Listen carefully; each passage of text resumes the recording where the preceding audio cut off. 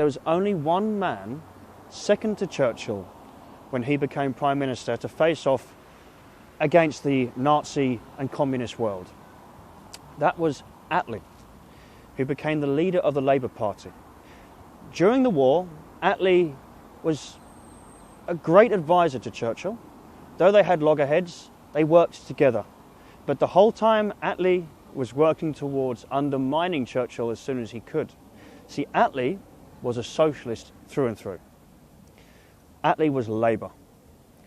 The embarrassing failures of socialism and communism had already passed his eyes, the eyes of his cabinet. And yet, the disrespect that Churchill was shown was he was voted out of office, and then we had a Labour Attlee voted in. And I'll tell you why.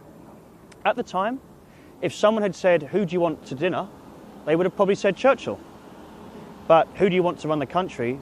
They may have said Attlee, because at the time they was unfamiliar with socialism. It sounded great. It sounded, everyone's going to be equal. Little did people realise that in the future it's going to destroy artistry, achievement, the idea of building anything. Why would you when you're just part of a collective?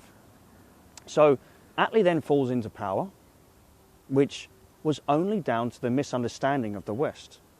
A mere few years later, Churchill is back in power, because it took very little amount of time for people to dislike the system that was in place. And it wasn't truly saved until the days of Thatcher, someone that really dismantled the unions, because if you were born poor, you died poor, due to a class system that people like America cannot understand. But many countries don't understand what a class system is. And with the unions, like I said, if you were born rich, you died rich. If you were in a coal mining family, that's where you would die, because there was no way you could start a company or do anything like that. It was Margaret Thatcher that helped destroy Attlee's legacy. Attlee brought us the NHS. Wonderful. But one good thing out of desperately damaging things aren't enough to excuse it all.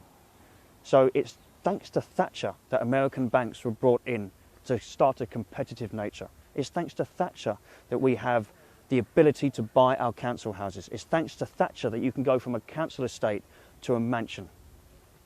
And to this day, we still see this blind attitude promoting socialism and putting down people like Churchill, when in fact his hero status, it should be shouted from every rooftop.